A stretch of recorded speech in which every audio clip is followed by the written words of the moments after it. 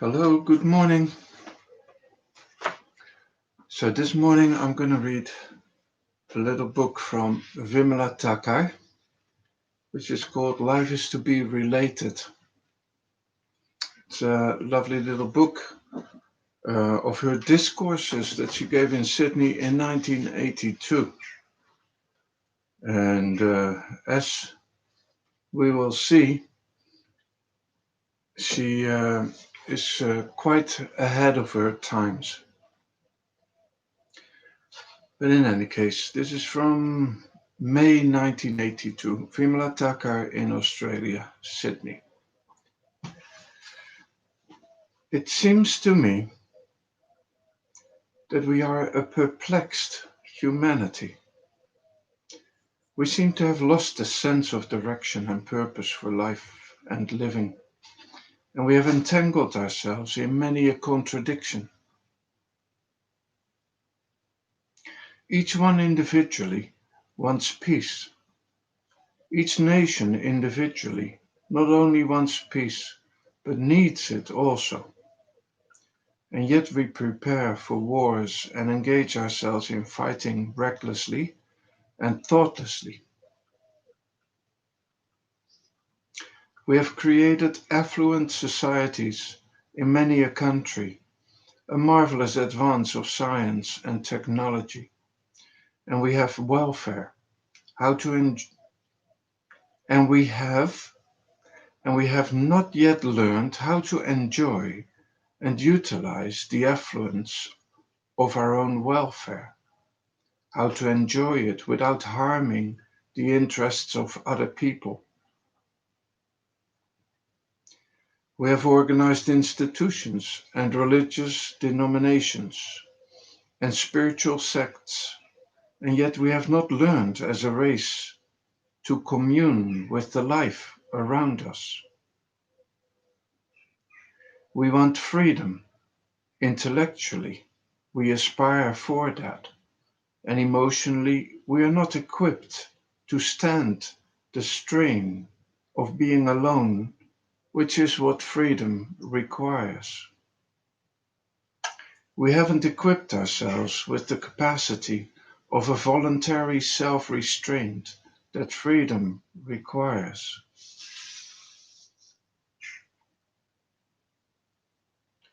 It seems to me that after inhabiting the globe for millions of years, we as a race are still perplexed, embarrassed, in conflict with ourselves and with each other. I hope we realize the gravity of the situation. The simple truth is, we have not yet learned how to live. I wonder how many are visited by this enquiry. What is living? How should I live? What is this life, this movement of life going on incessantly around me and within me? We get perplexed, embarrassed, and then we lapse into depression and self-pity and indulge in releasing negative energies wherever we go. But hardly do we sit down by ourselves and question why this embarrassment, these contradictions. Is there an end to this silly game of fighting, exploiting one another, aspiring for peace while preparing for war? Is there an end to all this? Is there going to be an end to the disorder we come across in the world and in our own selves? Who is going to put an end to all that?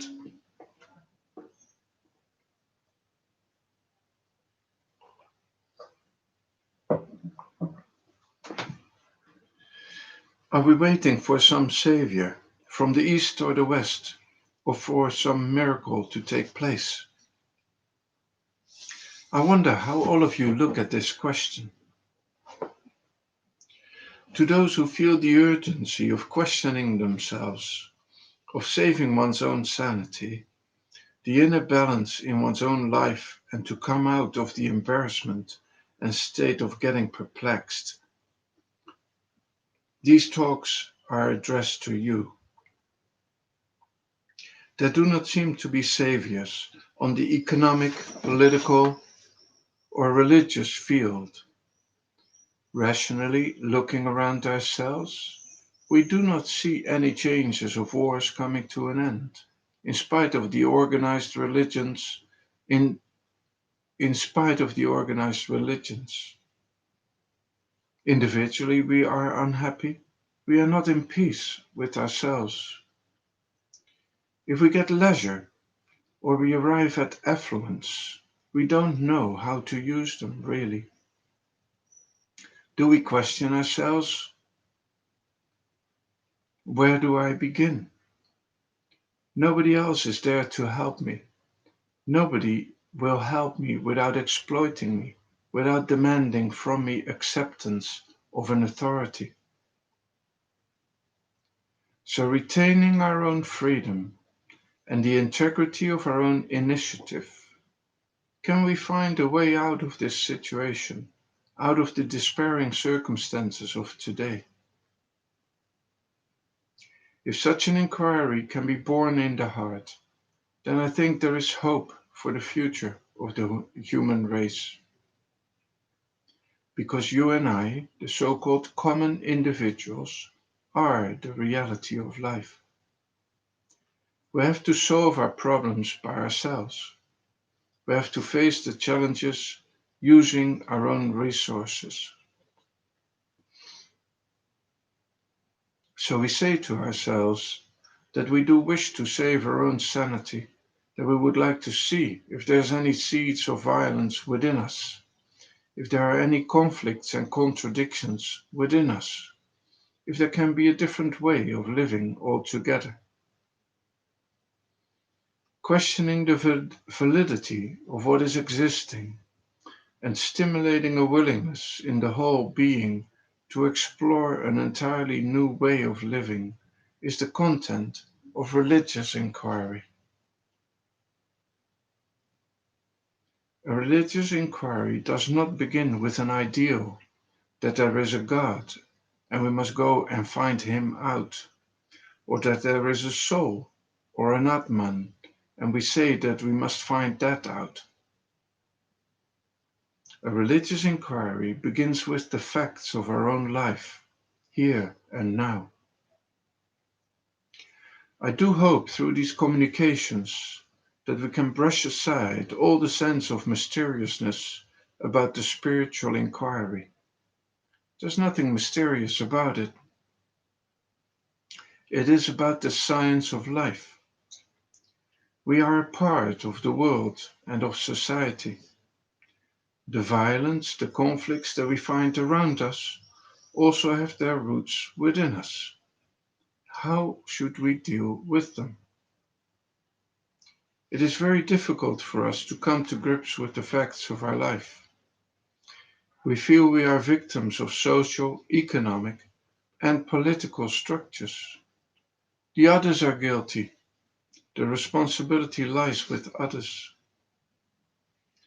We do not realize that we are parts of the whole, of society, and we contribute by our own ways of living, we contribute to the violence, the aggression, the injustices that exist. The social action begins with one's own life.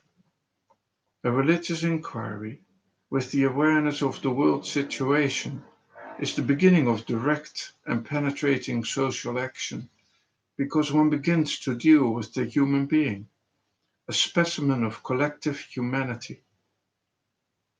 So we turn to ourselves and we say, is there any disorder in our life? And if we turn to ourselves in that way, we might find many disorders, many conflicts and contradictions in our own lives. Let us not pretend that we're not slaves of our minds and bodies, and still go on repeating habit patterns that give us comfort and pleasure.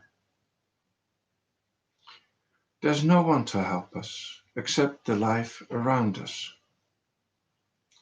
We are probing within, and we're not running away from our life in search of a teacher. We begin the inquiry by ourselves. Then we find that we are really slaves of many habits. What we call our living is only a chain of reactions, of repetitive activity. We react to the inner and outer compulsions. Our life is a movement of reactions, of habit patterns. The impulses in our body create compulsions. We react to them and we feel that we are moving through life. Emotions, thoughts, and sentiments that have been fed into us by the family and by society create their own compulsions, and we react to them, and we feel that we are living. At the beginning of this inquiry, we realize that we do not know what an independent action is, and that we have only been reacting.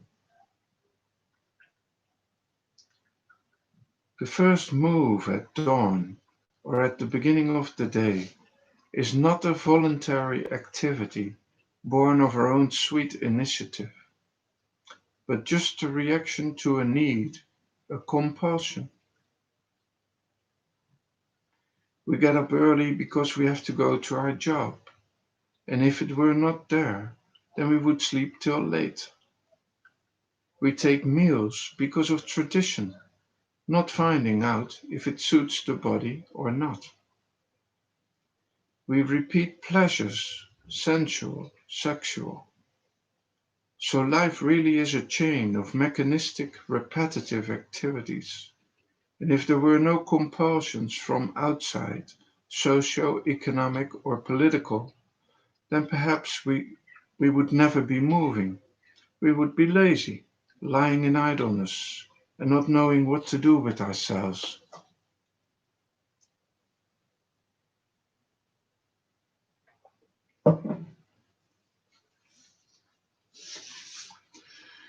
Our life is not a voluntary movement out of freedom.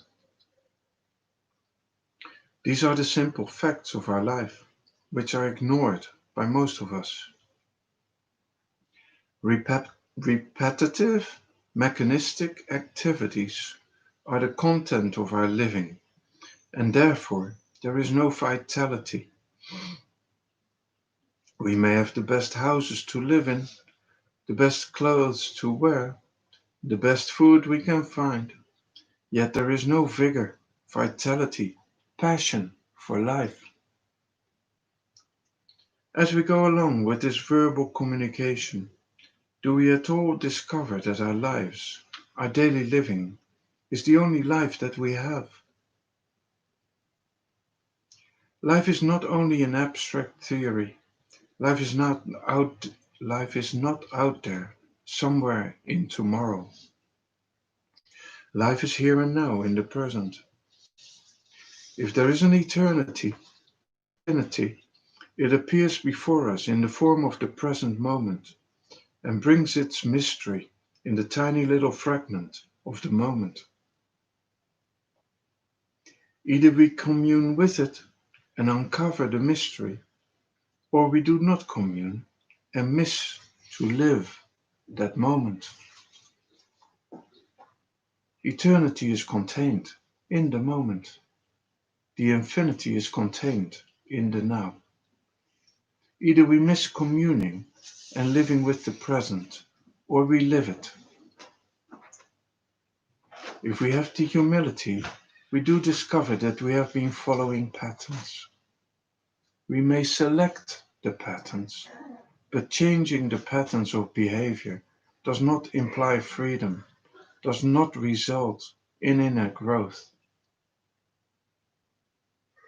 The same activity of acquiring a pattern, approximating our action to that pattern and repeating those patterns from day to day continues.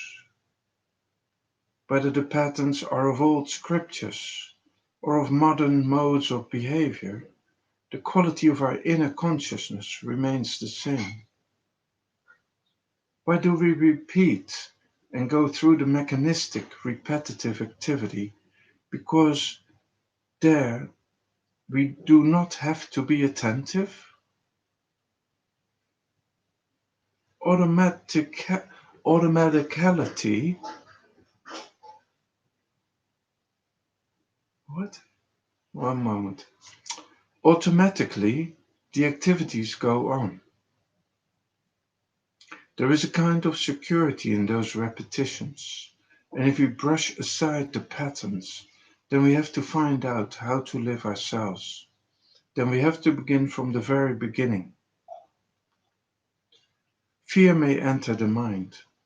Maybe we'll find out the truth, maybe we won't. But why brush aside the security? The inquiry gets inhibited by fear, by the fear of insecurity. In the name of inquiry, in the name of the spiritual life, we go on changing our patterns, our loyalties to different ideologies.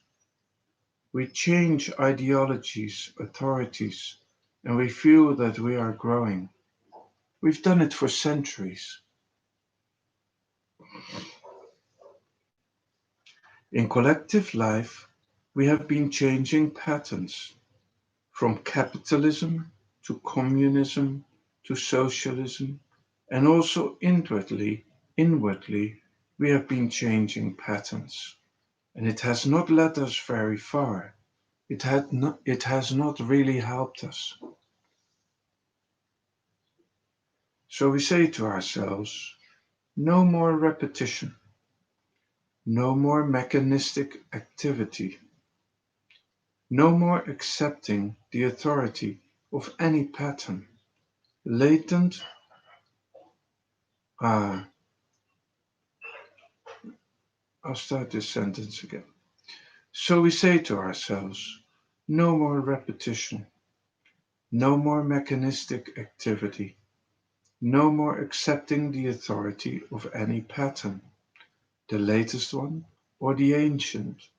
No more authority, because we love freedom and want to live in freedom. So let us begin our first steps in utter freedom.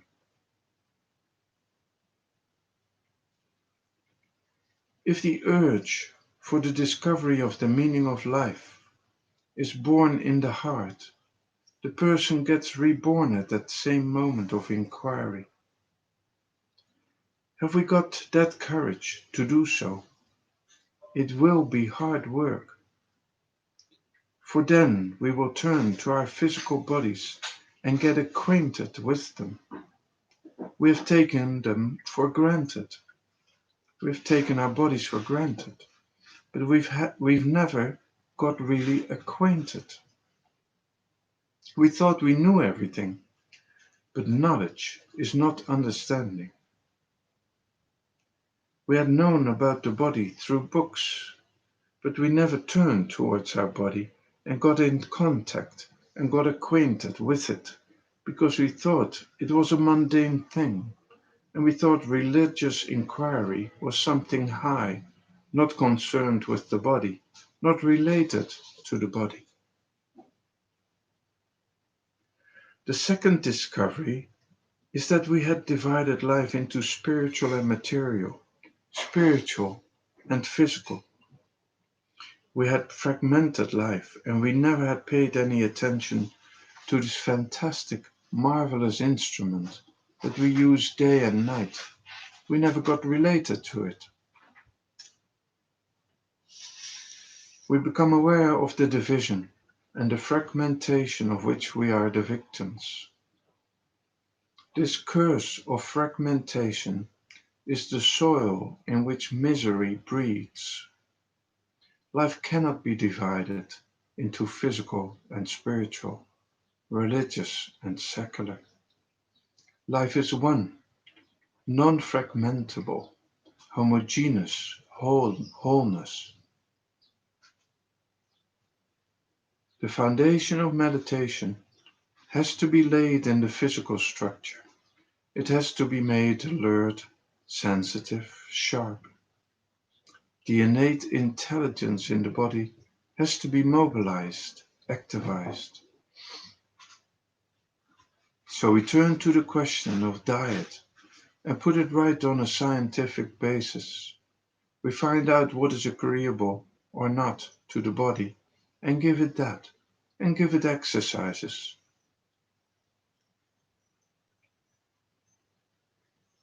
This equipment is absolutely necessary for any further exploration to take place.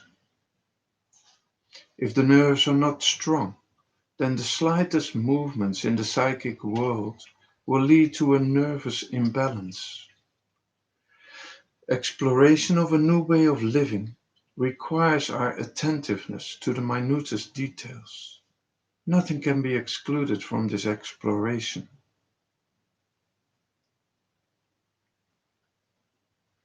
So we find out what is the time to get up and what is the time to go to bed.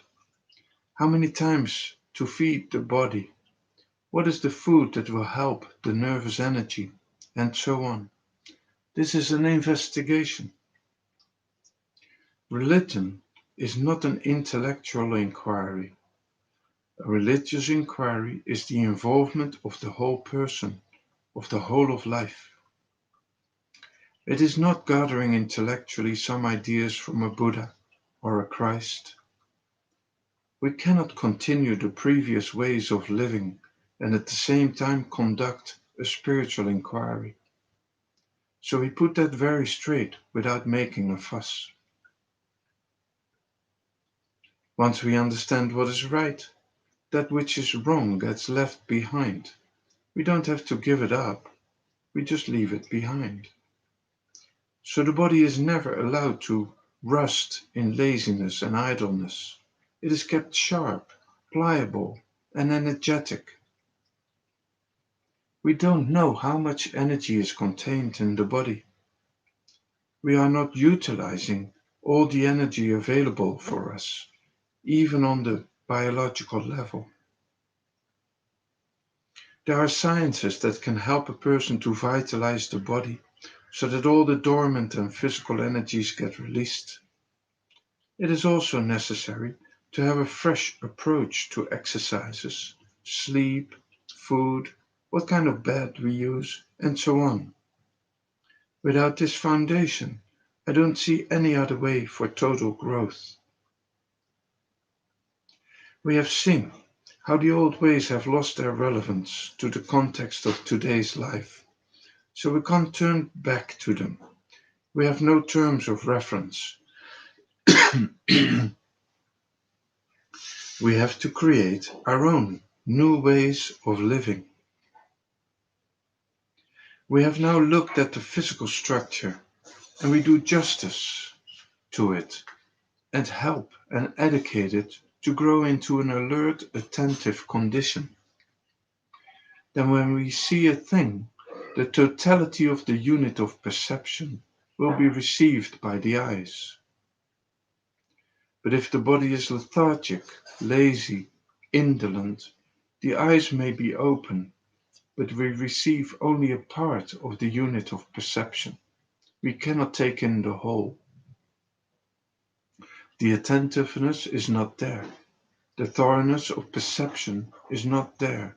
The very act of perception is not total. It is defective.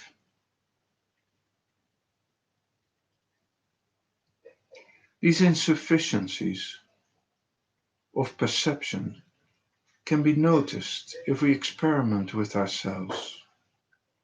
Then the quality of perception, of hearing, changes because the senses have become more alert. So she says, these insufficiencies of perceptions can be noticed if we experiment with ourselves. Then the quality of perception of hearing changes because the senses have become more alert. We have no other medium to relate ourselves to the outer world except these beautiful senses. If we have concern, respect, and affection for them, then we educate them. Education is the only way to bring about a total revolution without any violence to ourselves. Through education, the apparatus is equipped, and then the transformation takes place by itself. When we have done this, then we question ourselves. Well, the disorder may be the mind. It is the mind that goes on changing the moods, elated now, depressed next moment. It's the mind that creates issues and gets attached or detached, gets infatuated. So the mind creates disorder. We have noticed that the mind repeats the patterns. We have dealt with the body and the sensitivities of the body is going to help the mind. But we have noticed, while questioning, that this mind is the source of much misery. What do we do with it?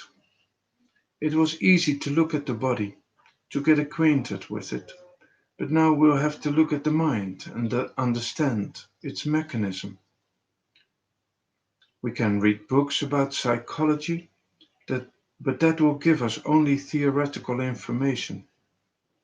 If we really want to understand how the mind functions, we will have to watch our mind while it is moving, functioning, and observe it while it is in movement. Do we know how to observe?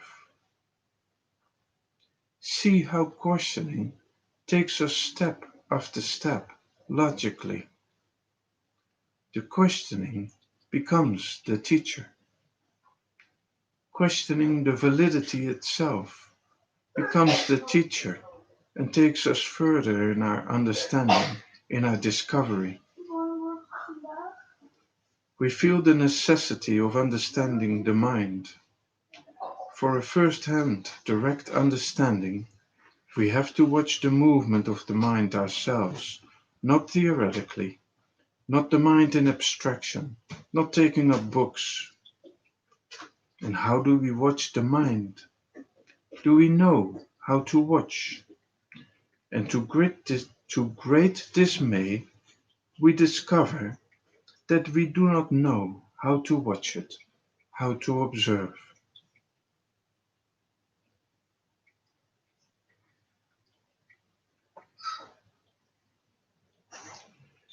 Because watching and observing requires an austerity that after perception, subjective reactions do not come up and get mixed up with the perception.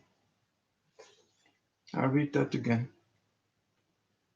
Because watching and observing requires an austerity that after perception, subjective reactions to what we perceive do not come up and get mixed up with the perception. If reaction comes, if it evaluates or compares, gives a judgment from the past, then observation cannot take place.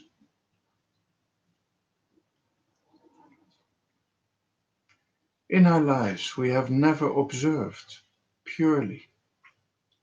We looked to compare with something else, to give it a name, to accept things, to reject things. So we don't know how to observe or how to listen without a motivation. Motivations were fed into us and we were using them.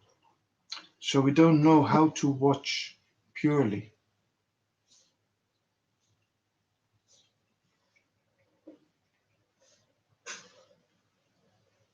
I think, even though I'd like to go on, I think till so far for today. Tomorrow she is going to continue about this. about observation, pure observation.